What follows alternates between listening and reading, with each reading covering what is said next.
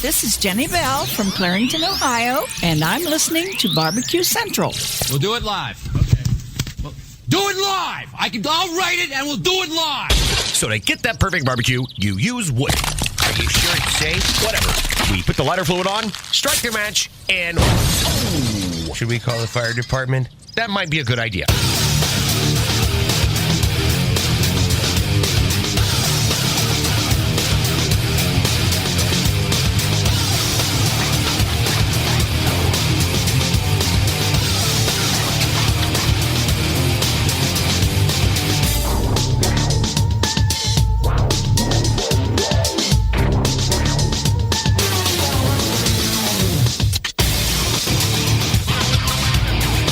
All right, good evening, and welcome to the Really Big Barbecue Central Show. This is a show that talks about all things important to the world of barbecue and grilling. The show originating from the Rock and Roll Hall of Fame city of Cleveland, Ohio, the barbecue capital of the North Coast. I am your program host, Greg Rippey. Happy to have you aboard here. It's fun and frivolity and cooking steak at its finest. Will somebody get Kinger a steak, please? Kinger wants a steak. Kinger coming right up, medium rare, I would assume. If you want to jump in on the show this evening, here's your contact info. You can get in touch with the show by calling 216-220-0966. Email Greg at thebbqcentralshow.com. On the Twitter and Instagrams at BBQ Central Show. Everything else you want to find out about the show can be found at the main website, thebbqcentralshow.com. And here's what's happening in case you didn't get the newsletter. Coming up in about 12 minutes from now, it's the third Tuesday of the month. First quarter rapidly coming to a close. Hell, 2019 rapidly coming to a close, as you love when I say that. And the third Tuesday of the month recurring guest who has probably been approaching 10 years or so. Maybe it hasn't been that long, but it's been a long time. He is a Barbecue Hall of Famer, multiple-time cookbook author, TV show host, TV class cooking instructor, and as I had mentioned, you see him here on this show once a month. I am, of course, talking about Stephen Raichlen. We have a number of things to talk to with Stephen about, not the least of which today marks the first day of shooting Project Fire, the second season.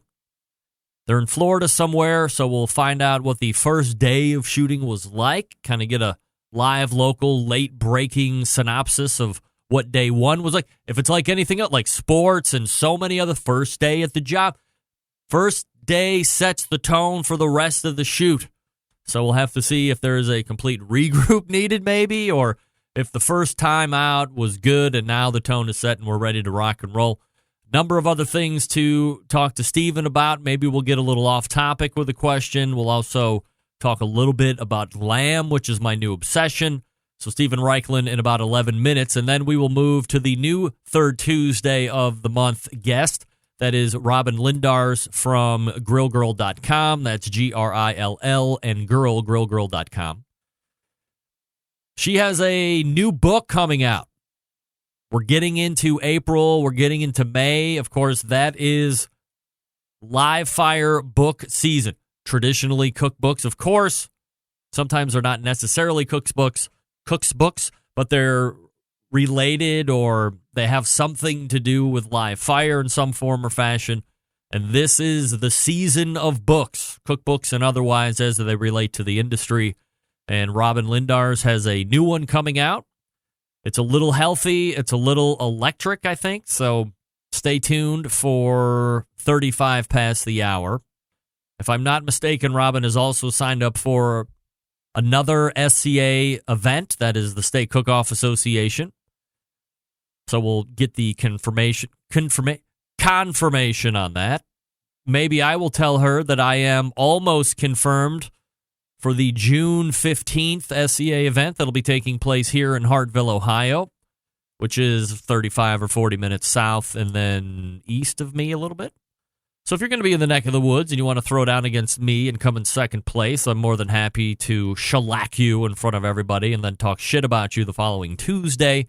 Everybody that finishes beneath me, you're in for it. I just want to put it out there right now so everybody knows if you want to step that game up and come at me, or if you want to reserve yourself a little bit and do the next SCA event that I'm not going to be competing in. But let's just say my reputation precedes me when it comes to steak cooking. And there's going to be a lot of me finishing in first place and a lot of everybody else finishing behind me. Remember, second place is first loser. Get that big stuff out of here. We'll move to the second hour after Robin and catch up with a barbecue documentary effort that I've been doing. We met with him last quarter for the first time, introduced you to Dion Blumenrader. He is the creator of One Sauce. We learned a lot about his background, how One Sauce came to be. So we'll get a little bit of a recap on that just right on the front side in case you didn't get the podcast when he was on the first time. But then we'll move into things that have transpired over the last quarter. And again, this is going to be a quarterly visit. I am already one better than the mission of following 3 different barbecue teams a couple of years ago, which blew up in my face. Great groundwork, terrible execution, really bad by the end of the year. So, Dion, I am at least 2 for 2, which I was 1 for 51 or whatever it was with the barbecue guys. So, geez, oh, Pete. I apologize for that still. It's one of the banes of my existence of this show. So, quarterly visit and update with Dion Blumenrader, creator of One Sauce, and we'll see what he's up to. And then to finish out the show, we're going off the board altogether. Nothing live fire, barbecue, or grilling related. Justin Adair, one of the partners of Early Bird CBD. If you're down with CBD oil, then you're going to want to stay tuned for this segment coming up at the end of the show. If you are not down with it or you don't have any idea what it is, you're definitely going to want to stay tuned.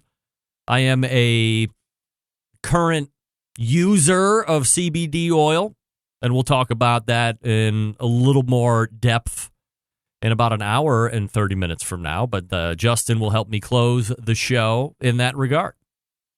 Happy to have you as well. 216-220-0966. Greg at thebbqcentralshow.com. Don't forget to follow me socially at BBQ Central Show on Instagram, also on Twitter, /BBQ Central Show on the Facebooks, which is where some of you are watching this feed.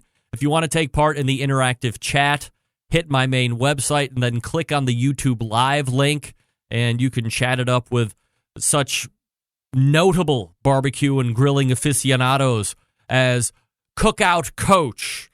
Do I see Dion Blumenrader in here? Also, Kinger, the Backyard Barbecue Show. The pinnacle of live fire in Boise, Idaho, John Dawson. I think I see the indomitable Steve Brandano. We're all going to be collecting at Lauder for a little later. Never mind.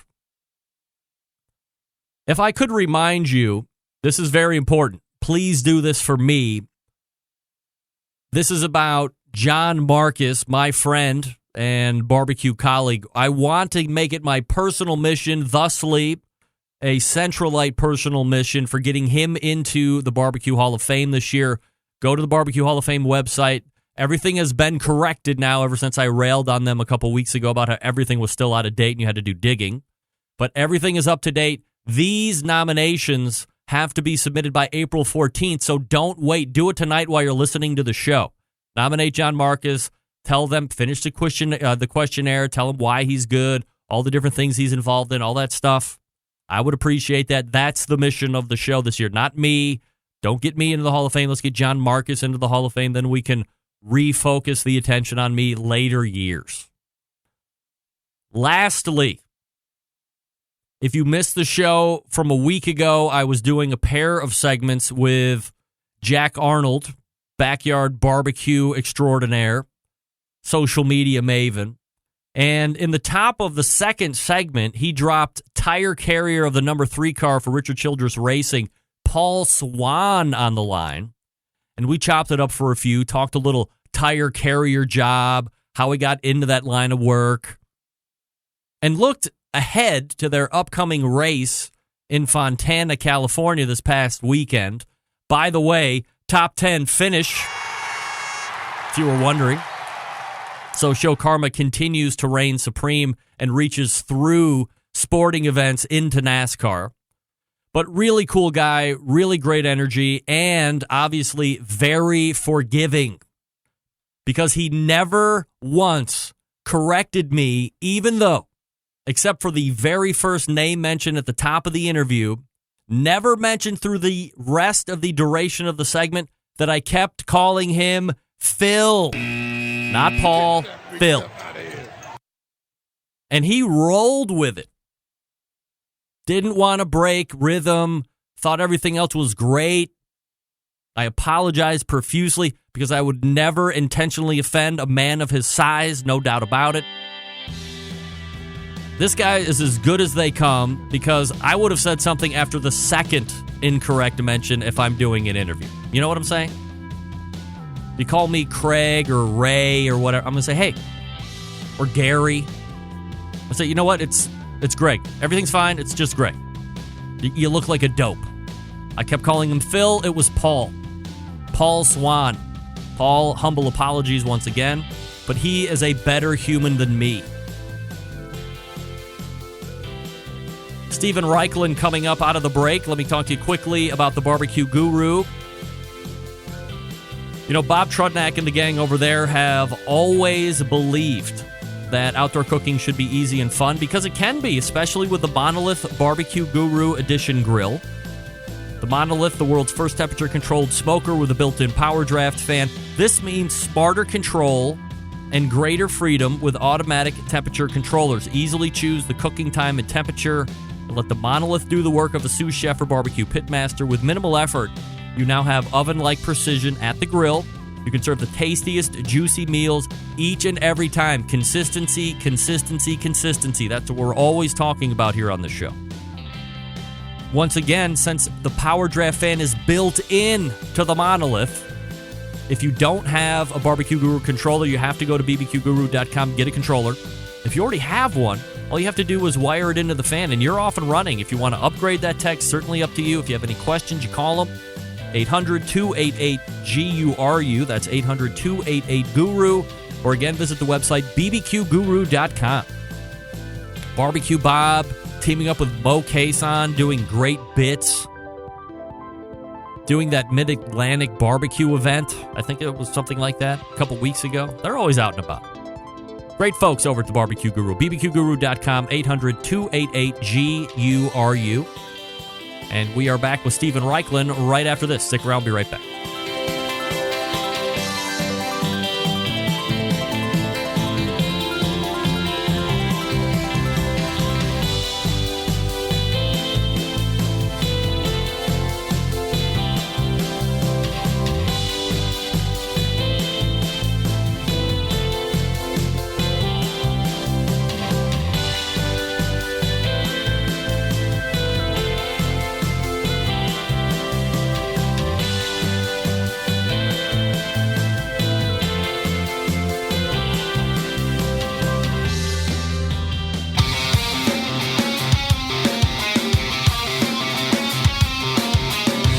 Broadcasting live from the Barbecue Central Show studios in Cleveland, Ohio.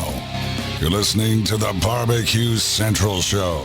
Once again, here's your host, Greg Rempe. Welcome back. This portion of the show being brought to you by Butcher Barbecue, makers of award-winning injections, marinades, rubs, seasonings, barbecue sauce, grilling oils. Not CBD oils, grilling oils. Although, there might be a market. All of Butcher Barbecue products have been tested on the competition circuit as well as in the backyards worldwide. Be the pitmaster of your neighborhood. Visit butcherbbq.com to stock up right now. Always, always trust your butcher. All right, my first guest can be seen right here on this show, the third Tuesday of each month. The 2015 Barbecue Hall of Fame inductee, TV show host, barbecue cooking class instructor, multiple-time author. Let's go ahead and race to the hotline as we welcome back friend of the show, Stephen Raichlen. Hey, Stephen, how are you? How are you, Stephen? I'm great. Uh-oh. Uh-oh. I am doing great. How about you? Oh, okay, good. I think we're all right. Hold on. Try something here. All right. little bit. Hello. I am here. How's that? Working better? Yeah. I like it. Sounds great. Perfect. All right, so Stephen Raichlen is joining us. Stephen, we're going to get to why maybe the connections aren't so good here in just a second. But do you mind if we go off the board with the first question? Absolutely. Right, Let's so go. Assuming I don't want to assume, but I'm assuming you might be up to speed on it. I would love your take on the college admissions scandal that we have been hearing about over the last, let's say, week and a half, maybe 2 weeks at this point. Do you have any thoughts on what's going on?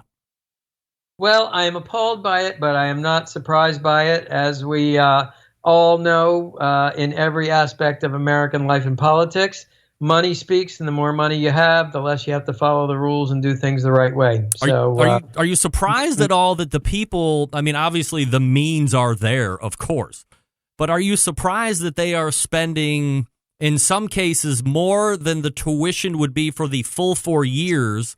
It's almost like, let's call it a country club where you pay in order for the privilege to keep paying for everything once you get into the club. I am not surprised at all. A first-rate education can mean the difference between enormous success and hundreds of thousands, if not millions of dollars. And, if you have the means for your kids, you want the best for your kids. All right, Stephen Raichlen joining me here on the show, barbecuebible.com. They just say sometimes doing the right thing is also the best thing to teach your kids, but that seems to get lost in the equation. Absolutely. Stephen Raichlen joining me here on the show, barbecuebible.com, his website. So let's talk about why you are not in the normal background as we would see you typically in the third Tuesday of each month, which is in the Miami household. Or I'm sorry, it's up in the Martha's Vineyard household. Today is a pinnacle day or a potentially triumphant day for you. Project Smoke, the second season. Project Fire, the second season. Oh, yes, I'm sorry. Project Fire, the second season, is the first day of filming is now in the book. So that's going to be really fun to talk about. So let's talk about, again, Project Fire, second season, what you're bringing to the table, and then more specifically, let's dive into the guts of how the first day went, and has a tone been set for rest of shooting? Well, absolutely. So I am speaking to you in Steinhatchee, Florida, on the Steinhatchee River. This is due west of Gainesville, Florida. It's a town of about 1,500 people. Wow. We are right on the river. I've always wanted to shoot a show on the water. Absolutely gorgeous. Fishing boats going by, pelicans swooping down low. This is an absolute fisherman's and nature lover's paradise. Downside is the internet is not quite as powerful as what we have in Miami, but it was just a spectacular day, spectacular set, and I couldn't be happier. All right, so what happened today, if you can kind of pull back that curtain and let us know what happened? Well, basically, what happened today really started yesterday, and that is that our crew converged from all four countries, all four corners of the country. And let's see, our production company is from Baltimore, Maryland. Our producer is from Pennsylvania. Our lighting and sound crew are from Arizona. I drove in from Miami. Our stylist, food stylist, is from New York. Our chef de cuisine is Chris Lynch from Colorado Springs. We all converged. I'd say about 2/3 of the crew has worked together. 1/3 of the crew is brand new. And this group of people that hasn't seen each other for a year, in some places never, by this morning was a finely tuned team. What was a empty grassy lot is now a small city, complete with a field kitchen, complete with a photo studio for doing the beauty shots, a set, camera gear. It's a sight to behold, and that it all came together in 24 hours never fails to amaze me. So are you since you are the host and traditionally the face of whatever program that you are shooting, ultimately that makes it there, are you really invested in setting the tone and showing that leadership and getting things going on the right foot for that first day? Well, I'd say everybody pitches in. It is definitely a team effort. I'm the guy in front of the camera, but there are 23 people working really hard to make it happen. In terms of the tone, though, I just want you to know that this is the most gentle, respectful, polite TV I've ever done. Everything is please and thank you. There's never a harsh word or a raised word on the set. It's an incredible vibe. You know, the rest of my year and our lives should only be so harmonious. Were there other TV stops along the way where it had been contentious, or wasn't, I guess, what you're terming respectful to a certain degree?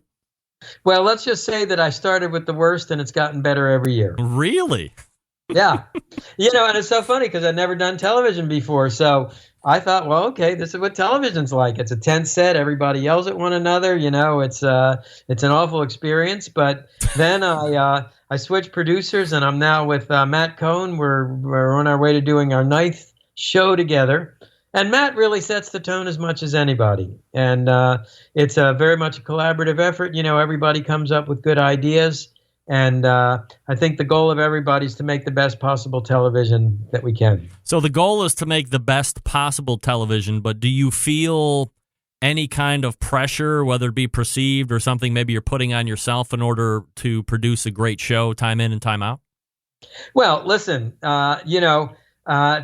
a 12-week TV show in 12 days it's by its very nature, it's pressure. You know, we got started 7:30 this morning. We finished at 7:30 tonight. That was an easy day. We did get one show in the can today. It's a show called Tex Meets Mex. It's kind of a fun show. I looked at some traditional Mexican grilling dishes as they would be refracted sort of through a Texas barbecue sensibility. For example, the last dish we did today, it's called cochinita pibil, and it's a Yucatan spice-slathered, banana leaf-wrapped pork shoulder that's traditionally cooked in a pit underground. We cooked it on a smoker, so adding that kind of Texas element. That was really fun. We did dessert quesadillas, which got devoured so quickly. It's amazing the food stylist had any to do the beauty shot with. But imagine 2 flour tortillas slathered with dulce de leche, that delicious milk caramel cream, bananas, freshly grated cinnamon, and crumbled salty queso fresco, and then grilled until the tortillas are crisp. A more delicious dessert you can't imagine. When you talk about the food stylist, are they taking whatever you're finished with and then making the sexy photo picture, or is there a second round that they're using from start to finish in order to really get a nice glamour shot? Well, to give you an example, I mean, so the pork shoulders, we smoked 5 of them today. I did one on set, but obviously, you know, with a 5-hour preparation, we've got to have swap outs halfway through, all the way through. So that pork shoulder, I did my version on the set, and then our stylist took another pork shoulder and created another beauty shot that came afterwards. It takes somewhere between 3 and 4 hours to tape one segment, and it takes a couple hours to do the beauty shot. So they naturally have to come at the end of the day. So are shows typically, 4 segments or 5 segments? We're doing 3 episodes, sometimes 4 episodes. Mm-hmm. It's a huge amount of work, and it's a machine with so many moving parts. I mean, the lighting has to be just right. It changes every time the sun goes behind a cloud. You know, the sound. Now, in past years, we've been near airports, so we've had to dodge airplanes and jets.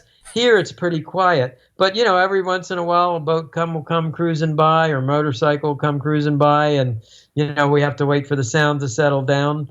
For the grills, we've got many grills we've worked with before. We have some new partners this year.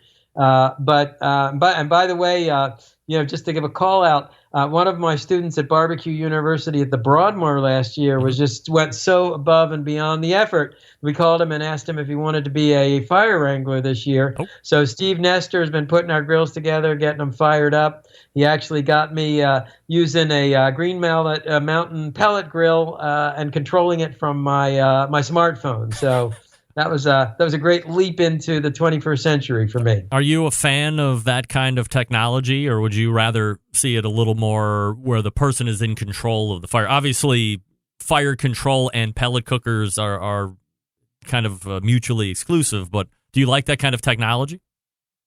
Well, I really got a kick out of controlling it. I am a sort of a build a fire and poke around the ashes kind of guy, and very much I do everything by touch and feel and sight. But, I'm also trying to learn where technology is going, and I thought it was pretty cool that I could control it from my phone. What's on the agenda for tomorrow? So tomorrow we are doing a show that's it's an Eats meets West show. The title of it is called Chino Latino. Now, this is a style of grilling and cooking that developed in Cuba in the mid-19th century when the first Chinese workers came from Canton to work the plantations and help on the railroads. And we've taken that idea today and sort of combining Asian grilling elements and Latino grilling elements. So we'll be doing ribs with guava barbecue sauce tomorrow. We'll be doing a tangerine chicken teriyaki. The whole idea is just sort of blending East and West. Are these recipes that you have tried to make sure that everything's going to be good, or have you ever just done something off the cuff in front of the camera just to see how it would work out, or is that too risky? Yeah, we don't really take those kinds of risks on the show very often. No, many of these recipes are from past books, or more importantly, from new books coming out, books that I'm working on. I think 2 years ago, when we were out at the Alisal with the last season of Project Smoke, we had a local fisherman, who brought some stuff on the set, and I did not know what they were bringing until they actually showed up on the set. So there we were inventing recipes on the spot. You may remember we did a sea urchin dish, and we cracked an egg inside of it, called it Eggs on Eggs, and grilled it. That was pretty cool. But in general, no, I really like to know what we're doing before we do it. Stephen Raichlen joining me here on the show, barbecuebible.com, his website, and he is down in Florida for a 12-day run getting Project Fire, the second season, shot and in the can. Stephen, April 30th, or a little over a month from now, your latest book effort, The Brisket Chronicles, will finally be released, available for pre-order right now through major book retailers and so forth. Has there been any luck in getting the book tour swung through the Rock and Roll Hall of Fame city? Any update there? Oh, boy. I am sorry to say, man, that Cleveburg is not on the agenda for the moment. Oh, no! But I keep pushing, but it may not happen. I just got to warn you. However, if you live in Denver, if you live in Austin, if you're in New York City, we're going to launch the book on the Today Show. We'll be down in Miami. We'll be out in California. So there are other places where you can come out and partake of the brisket. All right, so we will continue to hold out hope here at the North Coast, but we'll see how it goes. Let me ask you, Stephen, to potentially be self-indulgent just for a second. Through the TV shows, barbecue universities, other classes that you put on, you're in the Barbecue Hall of Fame, obviously. You have the merchandise, the products, of course, and then the books that everybody knows you. And kind of, it's almost Stephen Raichlen and grilling and barbecue books are synonymous with each other. Would you ever say that you have had the greatest singular impact of anyone in the live fire industry as a whole? I would not say that myself, because that would be tooting my own horn. I don't like to do that. But if anybody feels that way, I am deeply appreciative. One of my newest passions, literally 2 weeks old, is this thing called lamb. And it comes to no surprise to you, Stephen, I would imagine, that I had just had lamb for the first time a couple weeks ago. We've gone through time and time again on my non-broad palate or lack of trying really cool foods that I'm getting over from time to time. But I just had it for the first time a couple weeks ago, and I am in love. Should I have fallen so hard, or should I be a bit wary? You should have fallen so hard. Lamb is a spectacular meat, loaded with flavor. And if you stop and think about it, on any given night, more people are probably grilling lamb than any other meat on the planet. The lamb zone begins in Western Africa. It goes across both sides of the Mediterranean, through the Middle East, the Near East, down into India, down into Southeast Asia, all the way over to Australia and New Zealand. So lamb is a hugely important meat. And by the way, I'd love to just give a shout out to Jameson Farm, which is the lamb purveyor for our lamb here on the show. And I think they make they grow the finest lamb in the world. Wow. And they are located near Latrobe, Pennsylvania. So, Suki and John, if you're listening, your lamb just rocks. That's exclusively what we eat at home. And if you're looking for a real treat, try it. Jameson Farm. All right, so obviously my breadth of experience is not large. I had lamb chops, I guess, so it looked like a prime rib, but obviously way smaller. What are your favorite cuts or kinds? Man, I love everything. I love rack of lamb and lamb chops. I love lamb shoulder. We're going to be doing lamb shoulder later on in the show with with a Berber spice paste, actually, Moroccan-style lamb.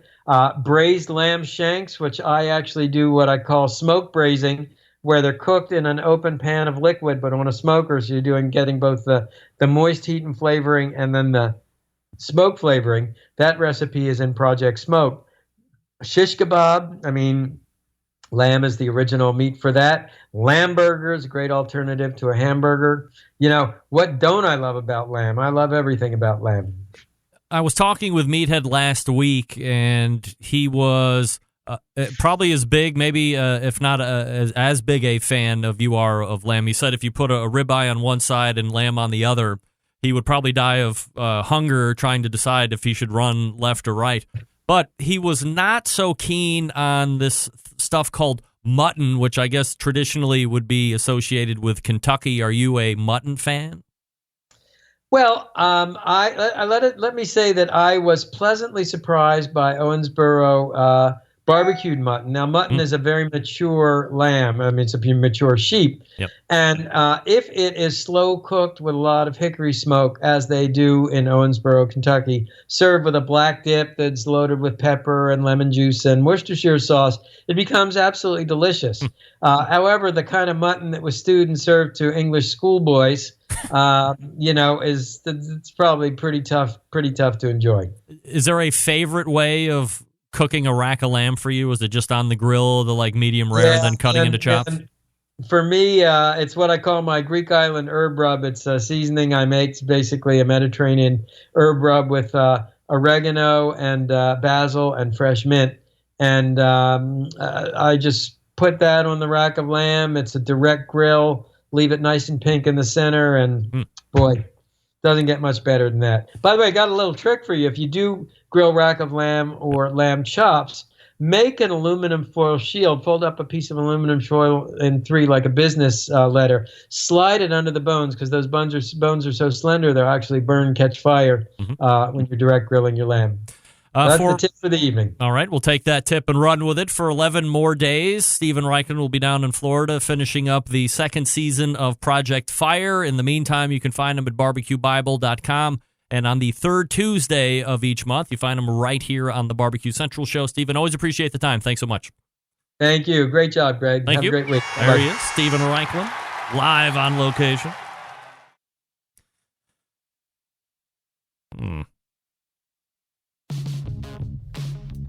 Not able to quit Skype. Weird. Let me mute, just in case. That was really weird. Hey! John Dawson weighing in. Stephen Raichlen covered all but 2 continents. That means everybody that's listening that was playing that game is now 100% drunk. Congratulations, and you're welcome. Let me talk to you, as we're talking about books, about a great new book coming out here in a few short weeks. How great is it?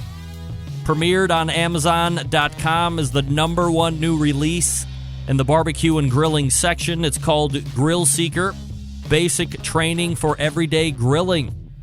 Let me tell you a little bit about the author, Matt Eads. From the battlefields of Afghanistan, Iraq, Somalia, Bosnia, to the state-of-the-art outdoor kitchen, Matt Eads is the person looking to unite people through grilling, no matter the race, gender, sexual orientation, cultural upbringing, socioeconomic standing, or political affiliation. Cooking over a live fire brings people together. It's just that easy. Differences get set aside. Work gets done. That's why you should be pre-ordering your copy of Grill Seeker, basic training for everyday grilling right now. The focus of Grill Seeker is to show readers that gourmet grilling doesn't have to be just a weekend activity. With Matt's tips and tricks, you can craft amazing meals and create amazing memories for family and friends every night of the week. The memories and the camaraderie that grilling has created for Matt, dating back to his teen years all the way through his time in the Marines, fuel the desire to spread the passion for outdoor cooking. That's also the reason why he started the hashtag United by Flame movement on social media. Great recipes in this book, let me tell you. And easy to execute, right? Because he's talking about grilling during the week. If you don't have all the time, or get out of the mindset that you have to have all weekend in order to do something cool, you don't have to. 5, 6, 7 times a week if you want to, and you will now be armed with all the recipes to kick ass and take names. Don't forget the the hashtag United by Flame movement. Here's what you do. Go to grillseeker.com, just like it's spelled and sounds. At the very top of the site, above his logo, click on the United by Flame link, and then check out the page. Don't forget, you can send a photo of yourself cooking in front of your pit or grill. Share that with Matt. He'll put it up on his page. Now you're a member of the United by Flame movement. Don't forget to stick the hashtag in front of that. Hashtag United by Flame movement. Get into it. April 9th is the release of that book, by the way. It's my friend Matt E. Stick around, be right back with Grill Girl. Continuing to produce incredibly mediocre content in an exceptionally professional way. You're listening and watching the Barbecue Central Show. Once again, here's your host, Greg Rempe.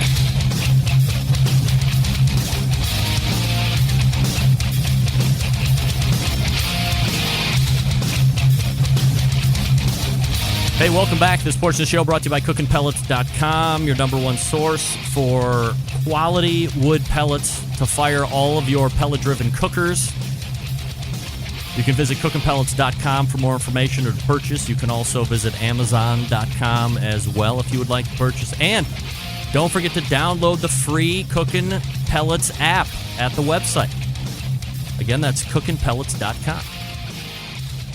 All right, my other third Tuesday of the month guest is the creator of a website called grillgirl.com. You can follow her on Instagram at grillgirl. Of course, I'm talking about Robin Lindars. Hey, Robin. Huh? What's happening? I'm fine. How are you? Greg, I feel a little guilty because I've been drinking champagne for the past 2 hours because Scott and I just bought 20 acres out in the country, and so now I'm a country girl now. Oh, my Lord, 20 acres. Holy crap. Do you, wait, now hold on a second. Do you have ice in your champagne? Yes, because I'm such a redneck, so you guys just start judging yourselves right now. Redneck, you got the camo on. I mean, that's ice in your champagne. Is it real champagne or is it sparkling wine? Well, it's from Oregon. We went wine tasting for Scott's 40th a couple years ago in Oregon, and after that, we have joined every wine club ever since. So it's actually nice. It's nice sparkling wine. Is it dry or sweet? Where does your palate come out on? It's dry. Mm-hmm. It's dry. It's not overly sweet. It's celebratory wine, and it's good. Things are good. I feel like celebrating. So 20 acres. Like, how does that come up? What are you going to do? Farm on it? We are, we live in South Florida on the east side, closer to Miami, and we're going to move closer to Fort Myers. And there's a fully solar community that's being built, and there's a lot of hoopla going on around it. So we bought 20 acres nearby. So there's going to be a lot more amenities, and we're going to be the people that we are. And Scott can shoot a gun without bugging people, and I can, have like a lot of dogs and maybe like a miniature donkey and maybe a goat and have some chickens and a little garden. So what about an alpaca? Like Grill Girl meets Pioneer Woman kind of shit, you know? Right. It'll be fun. Will you have an alpaca or two maybe? I mean, I'm not ruling it out. Never say never, right? So never say never. You're going to have to move. Like you're moving from this house to a new house. Yeah, well, Scott's not going to have to work out of the laundry room anymore, and we might have a little more space. So, well, I hope so. At 20 acres, you could probably take 1 or 2 for yourself, build a house on it. And maybe for my parents. I was thinking, Greg, this is what I was thinking is we're going to do like a little grilling festival, or kind of like back in the day when they used to do the thing with Kingsford University. Like we get all of our friends together and we do like a little barbecue festival with the cool people in the know, and we film some good content and we have a blast. And even before the house is built, we just camp out there. We'll rent some RVs and we'll just have a blast and connect and have fun.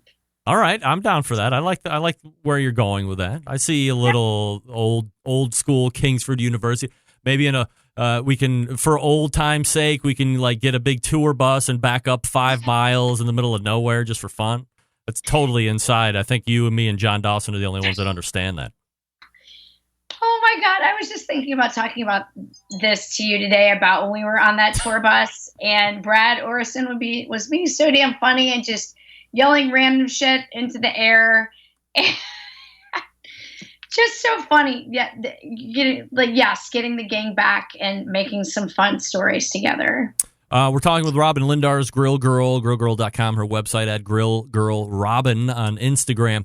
So big news, we're going to be talking about, aside from the 20-acre purchase, you have is this your first cookbook coming out? Well, technically, it's my first book in print coming out. Okay. I have published an ebook before, but yes, yay! So exciting! I am giving birth to a cookbook baby. I tell you what, I am excited. All right, look at that. Hold on, let me pop you up on the screen. Oh, there you go. Healthy Electric Smoker Cookbook. So how does this come to be? I'm always in the business dealings of stuff when I have an author on. So I'm wondering, is this a idea that Robin had and started pitching it around? Did somebody contact you and said, hey, Robin, we have a idea that somebody should be writing a electric smoker cookbook kind of a thing, and we think you're the gal to do it, and let's put a deal together? How does that whole thing come to be? Yes, and I want to take this time, so when people listen to your show, as not just the radio show that it is, but as a podcast too, cookbooks come about in so many different ways, and I've done an ebook before. I've talked to cookbook publishers. I've thought about self-publishing, which is definitely a viable option these days. But I also want to preface or follow that with saying that on that following note, you have so many options in the publishing industry, and you don't have to wait for a cookbook to come to you. You can create your own destiny with so many options out there. Having said that, what I want to back up with is I'm just going to give you a side story for just a second, because I think this will make everyone just feel better about whatever path you're on in life. About 4 years ago, before I had Hunter, my CrossFit coach at the time, Shondell, love you, Shondell. I'm a CrossFit dropout, but I love Shondell. She was my CrossFit coach. And she went to this Oprah seminar, and she came back and was so inspired. And we were doing these potlucks, and we do CrossFit and do a potluck. And I love food, so I was so excited. And then we got together and we did vision boards, and we talked about it. And I created a vision board, and I put it out into the universe. And I'm not trying to be all religious on everybody, because I am a Christian and that's what I believe. But I will tell you that I am a very open-minded Christian. I curse more than anyone out there. And, but I put on my vision board, I wanted to do a cookbook. And I will tell you what, that if you put things out in the universe, they will come to you. You have to ask God, and you have to tell him, or whoever whatever is important to you, you just have to put it out there. And this publisher came to me and I always said, when I'm 40, on my bucket list is to write a cookbook, and maybe I'll do it when I get my sabbatical with my day job, which is another story, because I'm plotting a lot of things behind the scenes right now. And things all just fell into place. And it wasn't that, things were perfect, but I put it out in the universe. And it's interesting how the universe listens to you, and it will not always give you what you want, but what you need. Because I never thought I would write a book about electric smoking, because I haven't done much of that. I've done smoking on a grill or a smoker, but I do feel that this is a medium to reach a lot of females as their entree into the world of smoking and grilling, because with the research I've done with some of the electric smoker people out there, the demographic is about 50-50, which compared to grilling is usually 70-30. So I think it's really a cool opportunity. Do you feel not anchored, or do you feel responsible to some degree, not in a bad way by any stretch, but is it your passion to pull women into you're obviously in it, you're legit, you have a lot of followers, people in the industry, myself and a number of the folks, it's not like, oh, there's just cute Robin, but she's, kind of bullshit. You're the real deal. Do you feel like, do you feel, take it from me, who's an absolute loser, but that's how I feel. You're not a loser. You're like one of my best buds. And I don't want you to say that, because you're a badass. So don't even go there. Do you feel like that you should be pulling in women to get them into this medium? Is that, it seems like in the beginning that maybe that was like the deal, and then that's always been a continuing thing for you. I will tell you that I feel like it's a calling, but at the same time, I feel disappointed in myself that when I look at the demographics on my website, I realize that it's still 70% men, 30% women, but the women that are into it are awesome. So it is what it is. I just wanted to be approachable for anyone, and I don't want people to think like that if you're a chick that's into grilling, you have to be that like big fat lady pit master that's like really unapproachable and like gnarly. Like, you can just be like a normal person and like to cook and like to grill.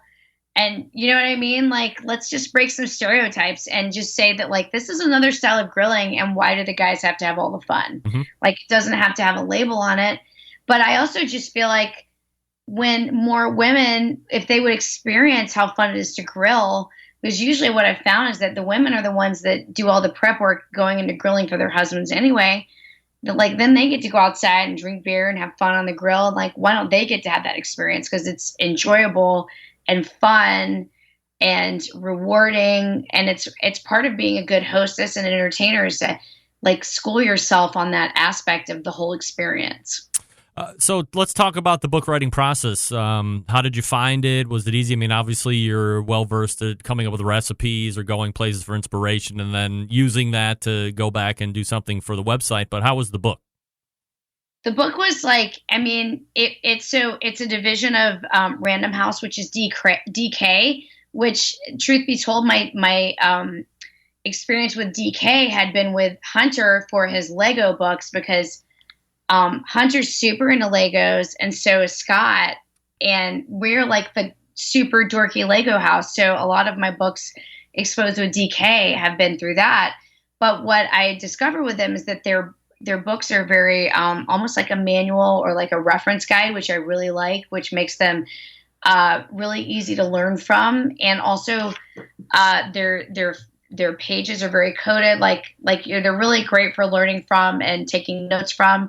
And they approached me, and I was like, holy shit, if this publisher is interested in me, I'm going to give it my go, even though I have no idea how they found me. I think I have some tags on my site for electric smoking. I have not done a ton of electric smoking, but to do this book, I turned myself into an electric smoking like expert, and they positioned it like electric smoking is like the outdoor equivalent of like crock pot cooking, which I was like, I had never thought about it that way, but I was thinking like, I'm going to develop really kick-ass recipes that can be approachable for all types of smoking. And what you'll see is that a lot of the recipes are like my tried and true grilling recipes that I've adapted for smoking, and the flavor profiles are like super spot on to be adaptable to different types of smokers and even grills, or like pellet smoking.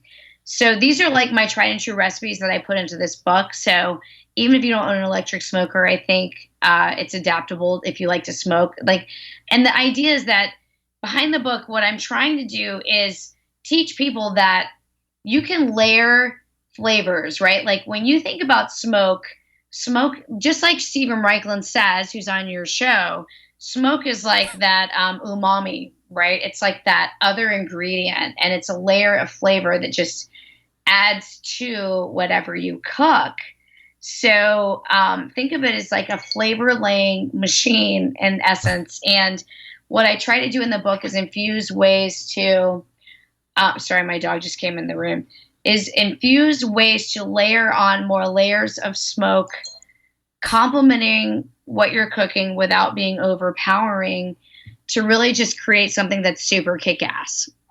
And so even I did that in like desserts with things like cold smoking the chocolate and making like I call it a campfire s'mores cheesecake, and like that, like smoking spices. So I think in the world of barbecue, if you can teach yourself, and it's not that hard, to smoke your own spices and take on flavor elements of different types of wood, you can really, just like some people might create their own signature like cologne or perfume, you can do that with smoke and spices and ingredients. And think of it as like, what is this combination of flavors and smells and like umami experience that I am contributing to this dish?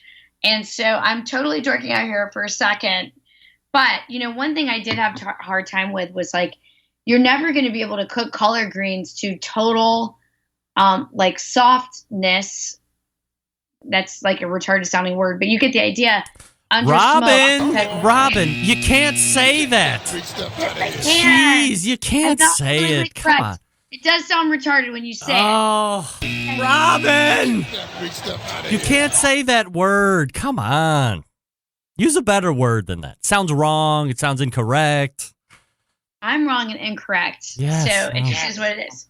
But you get the idea. So anyway, the idea is to teach you guys to develop those, like to create those ingredients that are so kick-ass that like if you're like going to a competition or hosting a dinner party, you're like, I smoked the spices that went into this rub and it's so fucking awesome that we're about to have a really kick-ass meal. And that's what it's about. It's just like enabling you to learn the tools to really like amp up the flavor profile, but uniquely create it your own, hopefully, right? Like giving you the skills to take it out and customize it and perfect it to what makes you happy.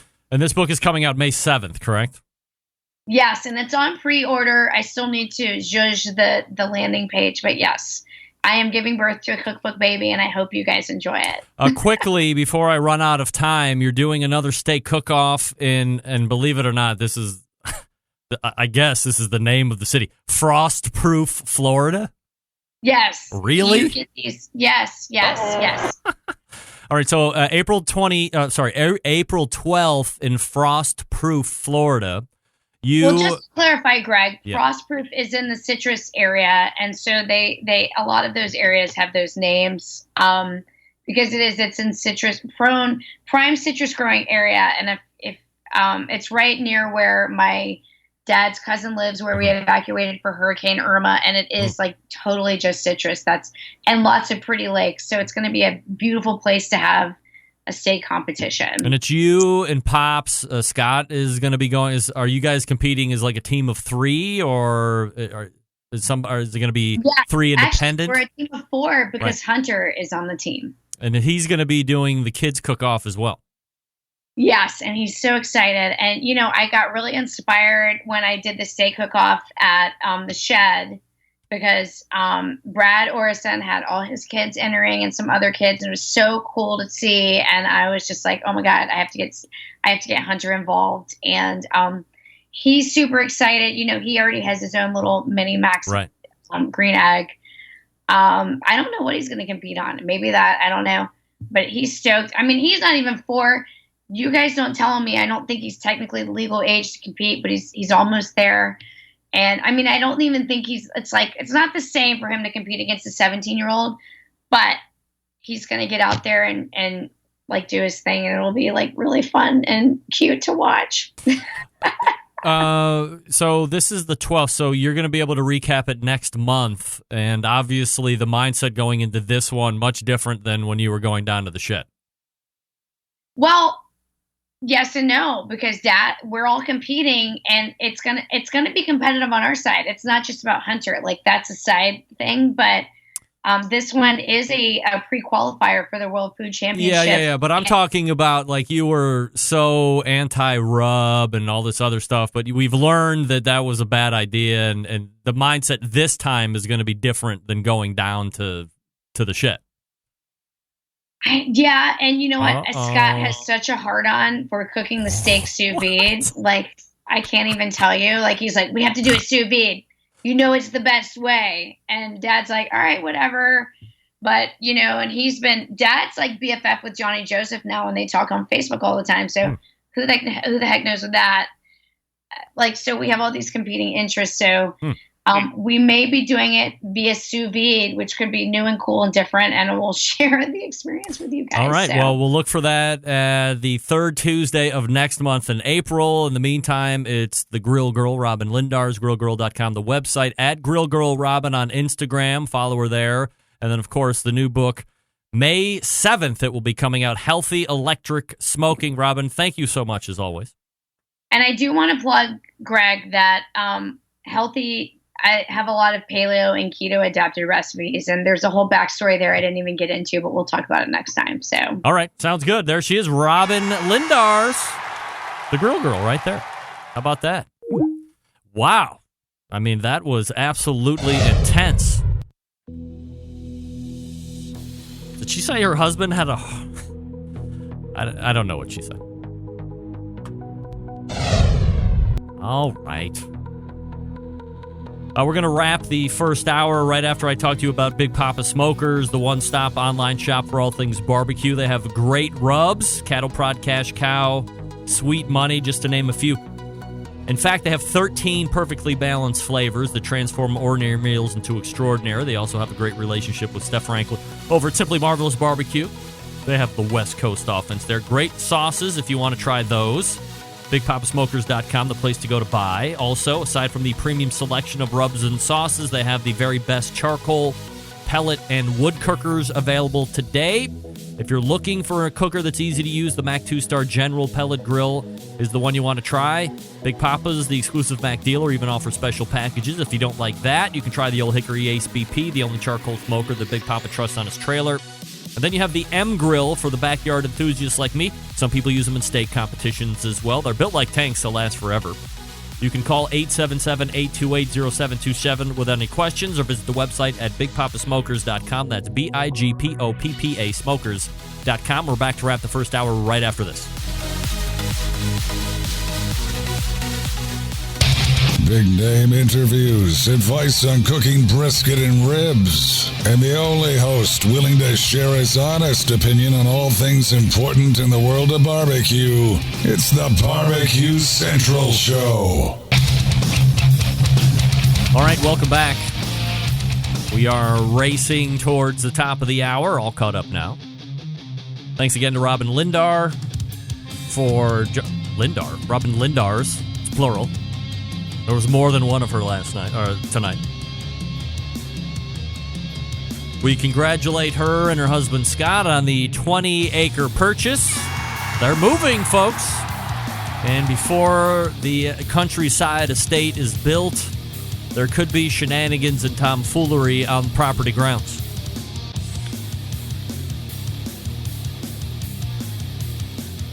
Also, thanks to Stephen Raichlen in the first hour. Phil Luswick emailing, subject line, apology. Greg, I just wanted to write and apologize for my behavior when Meathead was on the show last week. There was beer involved. Did I miss something? Phil, what are you talking about? I didn't know anything was happening. You're fine. All right, we're going to break here quickly. We'll get into the second hour. A couple great interviews. And I will weigh in on the college scandal right after that. Stick around.